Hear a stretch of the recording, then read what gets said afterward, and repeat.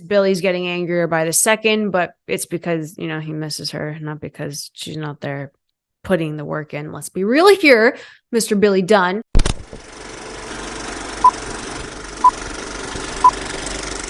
Hey everyone, welcome back to Candid Cinema. I'm Amanda, otherwise known as AMXND Reviews on Twitter, Instagram, and Letterboxd. Today I will be reviewing episodes 7 and 8 of Daisy Jones and the Six.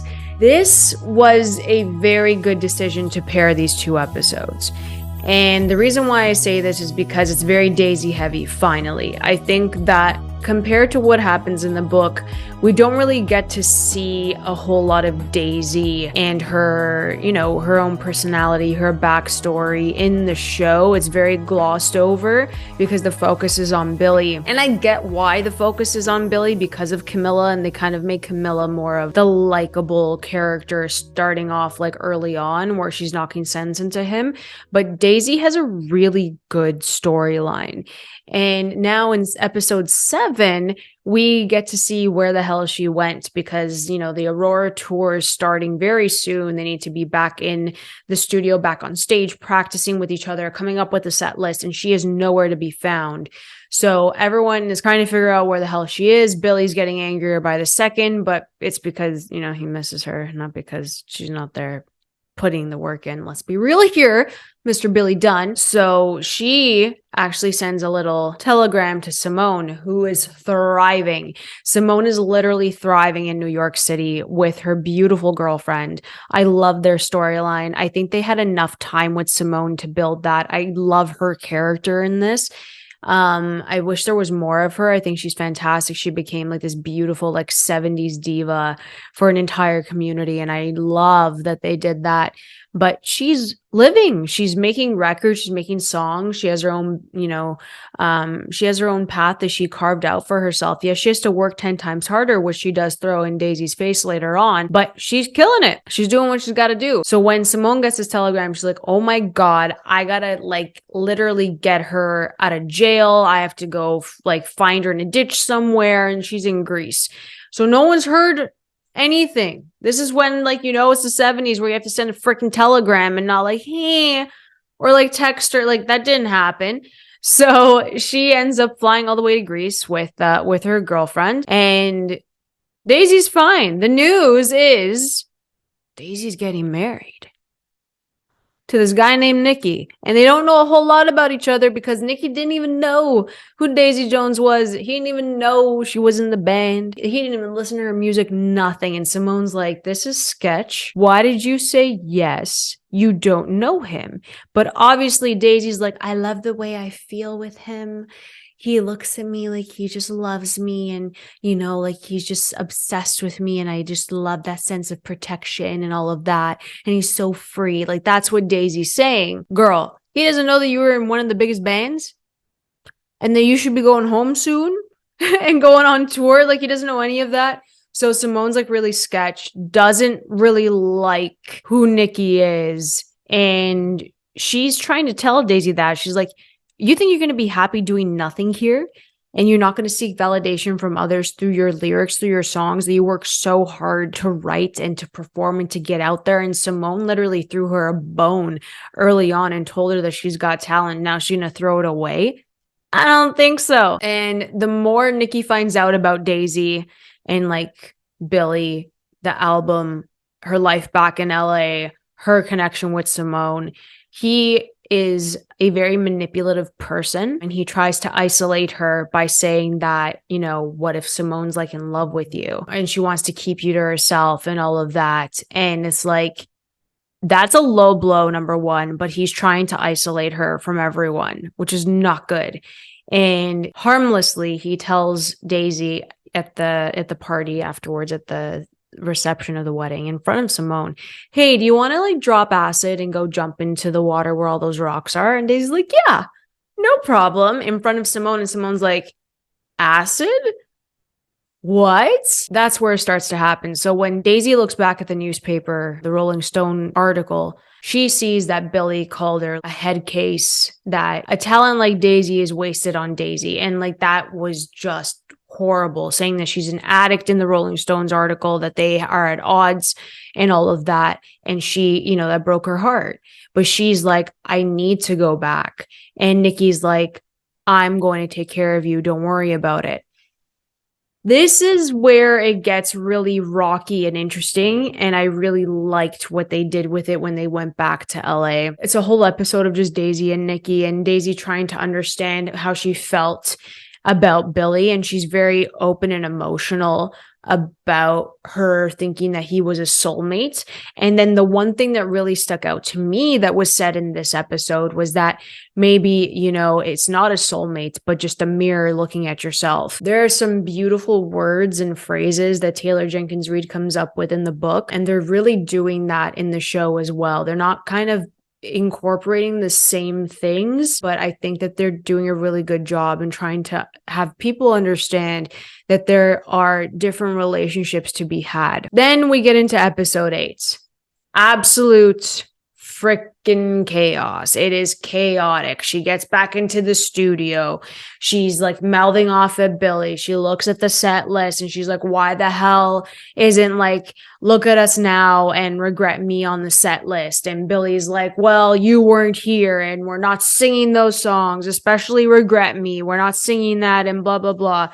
They're fighting. She gets emotional. They walk out. She's like, how the hell could you write any of this about me? And he's like, well, it's true. And she's like, well, I don't need you. And it's like, well, why are you lying about that? And you do need me and all of that, blah, blah, blah. So we get to see that Billy finds out that Daisy is married because Nikki walks in and she says it, and his face says it all. But his face isn't supposed to say it all because it just doesn't make sense as to why he would care that she's married when he has a whole woman and a daughter at home. Like, it just doesn't sit right. So there's tension building. And like I said before in my other reviews, the reason why they didn't show Billy go through the addiction as like detailed in the previous episodes is because they had to heavily show it with Daisy. And showing Daisy is more effective than showing Billy. And I'll tell you why it's more effective than showing Billy. Because Billy, you just had to make like a couple of scenes, drop a line, went to rehab. He wanted to get clean. There was no need to kind of go in depth with that. But it was bad because to the point where he had to cut everything off. He can't even get near Daisy for that reason. Whereas him watching Daisy and having the urge and fighting it and really fighting more so like his love for her instead of the addiction. It's the addiction as a whole and what you find addicting and who you find addicting. And that's what this is about for Billy. So when he sees her like taking hits of cocaine before going on the show, drinking heavily, messing up the words, dancing all over the stage, he sees that she is becoming a hardcore addict, and it's all Nikki's fault because before it was controlled. But now that she's on tour with Billy, that she has to sing these songs every night, those emotions are like literally coming through in the songs, but Billy's right beside her and she doesn't know how to properly express that. And she's feeling all those feelings all over again. And she's trying to get close to him. And like Billy finds like comfort and like, oh my God, we're performing, we're okay. But yet that's also bad. Like, stay away from me. It's really hard to have that balance. But Daisy's like, the only way I can cope with being on tour with this guy who broke my heart and I still have feelings for is by doing all this blow and drinking alcohol. There's one time where Billy completely loses it on Nikki, saying, do you not see that this is bad for her? She's never taken this much. She's overdosing literally on the pills that she's taking, on the cocaine and all of that. And he punches Nikki. And it's like, again, you shouldn't be that angry with her. It doesn't make any sense. So they get into another little scuffle and Billy's like, they're like this, literally. They're so close to each other. And Billy's like, you know, do you not see how like you're supposed to love someone? Like, you have to really look at him and see that like he's not like in love with you and stuff like that, which is, you know, no girl wants to hear that, especially someone who just got married. And then she's like, what are they supposed to look like? And Billy's just like love struck, literally love struck in his face, looking back at Daisy, and she hits him and she moves him away. And then Billy's like defeated, but all he's doing is trying to look out for her and help her. But she's taking it in a way where it's like, well, why are you talking about yourself with me? So it's all a bunch of confusion. So then there's this one night where Daisy does a little bit too much cocaine on stage. Like, she actually takes the hit on stage. She lined it up before going on. And that's what I didn't understand. I'm like, it went that far? Like, mid-song, you can't even do it anymore? So she was falling, you know, she scraped her calf, and there was like blood everywhere, and she was stumbling. She couldn't even sing. And Billy had to get her off stage. She said, like, listen, you have to go to rehab. I'm going to help you. Like, this can happen to you, right?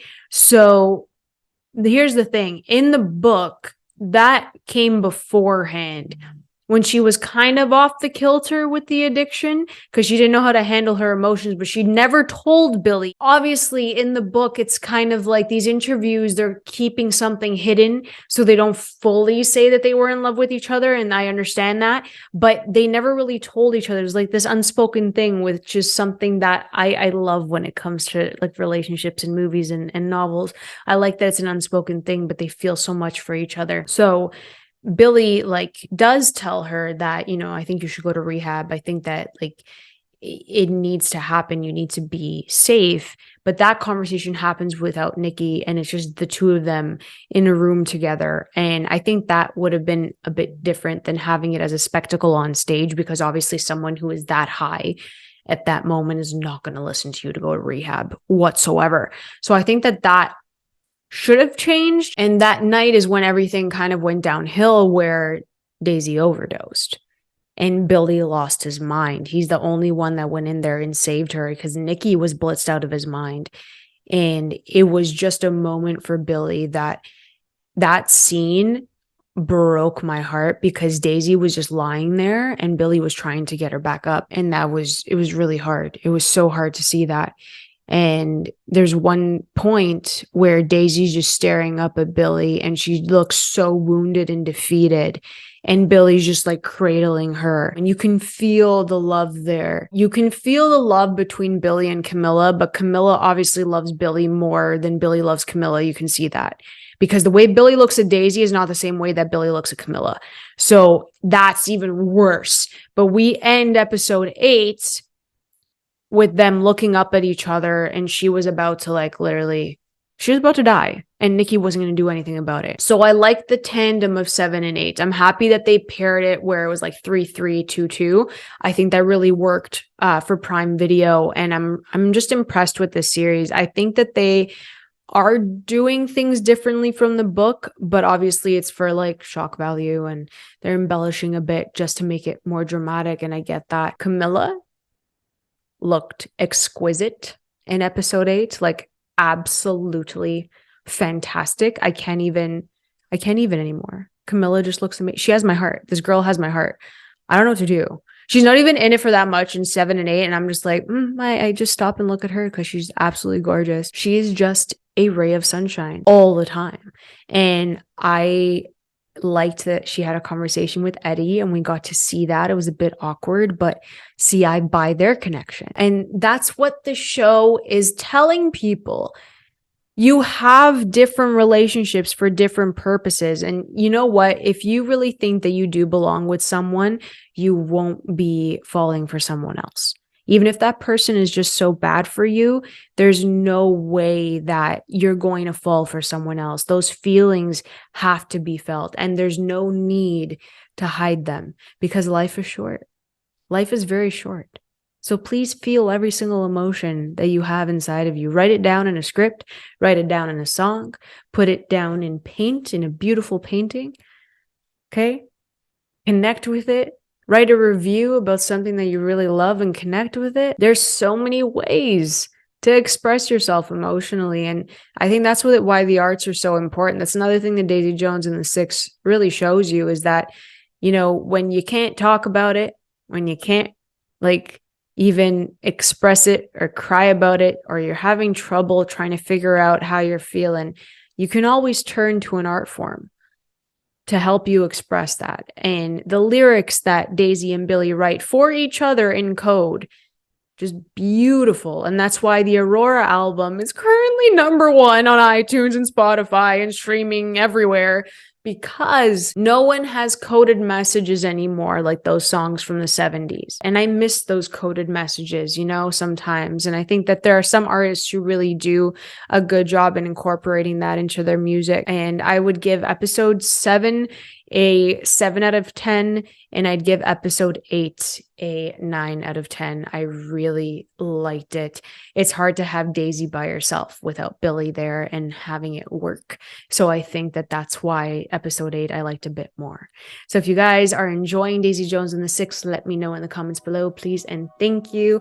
Let me know how you guys express yourselves. Let me know how you guys express yourselves emotionally. If you're writing it in a song or in a monologue, let me know. I like that kind of stuff. I usually have a journal, or I watch something that I know that will connect with what I'm currently feeling, and that'll help me as an outlet, kind of. So let me know in the comments below how you guys like cope with certain things. And if you guys enjoyed this review, please like and subscribe. You can always follow me over at AMX Indie Reviews on Twitter, Instagram, and Letterboxd. And if you guys want to help me grow this channel and grow this beautiful community, you can check out the ways to help out the channel below. I'll catch you guys next time. Keep watching movies.